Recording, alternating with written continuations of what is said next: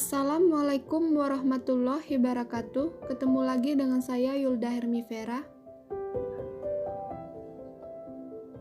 Saya mahasiswa jurusan Tadris Biologi di Institut Agama Islam Negeri Kerinci. Saya mahasiswa Kukerta di Desa Talang Kemuning. Video saya kali ini akan membahas apa itu social distancing dan kenapa kita perlu melakukan social distancing. Silakan simak ulasan video berikut ini. Virus corona memang begitu mudah menular dan menyebar. Setiap kita bisa ikut mencegah dan mengurangi penyebarannya melalui social distancing. Apakah social distancing? Social distancing adalah tindakan untuk mengurangi kontak dengan orang lain dan menghindari melakukan kegiatan di keramaian. Bagaimana bentuk social distancing yang perlu dilakukan? Beberapa anjuran utama antara lain, menghindari keramaian, misalnya situasi, kegiatan, atau acara besar yang dihindari orang banyak dan berdesakan, mengurangi menggunakan transportasi publik, dan belajar dan bekerja di rumah untuk sementara waktu. Bagaimana bila tidak memungkinkan melakukan social distancing? Dalam semua keterbatasan, kita semua tetap dapat melakukan social distancing walaupun terpaksa berkegiatan di luar rumah. Siapapun yang baru datang dari negara terpapar COVID-19 atau bila kita menunjukkan gejala sakit, disarankan untuk tidak keluar rumah selama 14 hari atau segera cari bantuan medis. Selain dua kondisi di atas, yang perlu dilakukan adalah mengurangi sebisa mungkin kegiatan di luar rumah dan di keramaian. Bila harus tetap keluar rumah dan menggunakan kendaraan umum, perlu menghindari waktu ramai. Hindari menyentuh permukaan yang mungkin dipegang orang lain, misalnya pegangan tangga dan ganggang pintu. Bila harus berpergi dengan pesawat, kereta, atau bus, cari tahu mengenai status keamanan tempat yang kita akan datangi.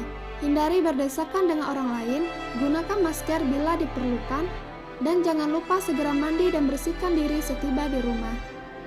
Bila perlu membeli makanan atau kebutuhan lain, sebisa mungkin gunakan layanan pesan antar, bersihkan atau cuci barang yang dibeli sebelum disimpan, dan utamakan memesan makanan yang matang sempurna. Bila perlu berolahraga, pilihlah yang dapat dilakukan di dalam rumah atau dilakukan di tempat terbuka. Hindari jam-jam ramai, hindari berbagi peralatan, dan jangan lupa mandi dan bersihkan diri setelah berolahraga. Bila anak bosan belajar di rumah, sebisa mungkin beri kegiatan untuk dilakukan di dalam rumah.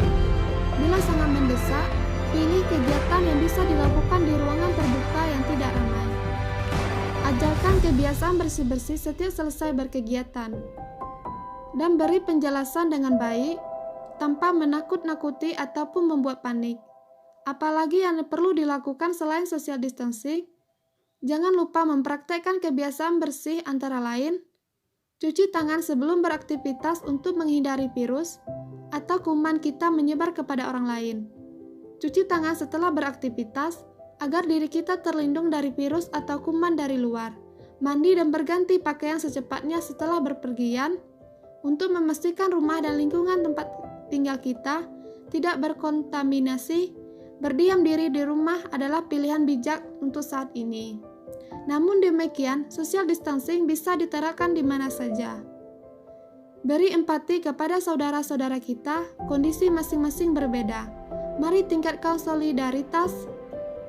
Kita juga dapat menahan laju penyebaran virus corona dengan cara melakukan hal seperti berikut. Namun kita semua dapat membantu untuk menahan laju penyebaran corona dengan melakukan pencegahan sebagai berikut. Rajin mencuci tangan, menghindari menyentuh muka, menjaga jarak dengan orang yang batuk dan bersin, dan mempertahankan pola hidup dan lingkungan tinggal yang sehat. Bahkan sekarang kita juga perlu mengurangi beraktivitas di luar kecuali sangat diperlukan.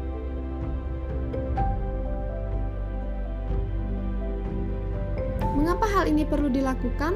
Dengan melakukan tindakan-tindakan preventif seperti ini sebagai individual, maka kita dapat membantu memperlambat laju penyebaran virus corona secara umum dengan mengurangi kemungkinan kita dan juga orang-orang terdekat tertular. Dampak besarnya memperlambat laju penyebaran akan sangat membantu layanan dan pusat kesehatan kita seperti rumah sakit. Pelayanan juga dapat dilakukan secara maksimal, terutama bagi orang-orang yang paling membutuhkan bantuan medis. Tindakan preventif yang kita lakukan secara individual tidak hanya akan dapat melindungi kita, namun juga melindungi orang terdekat kita dan orang-orang lain yang lebih rentan dalam lingkungan kita.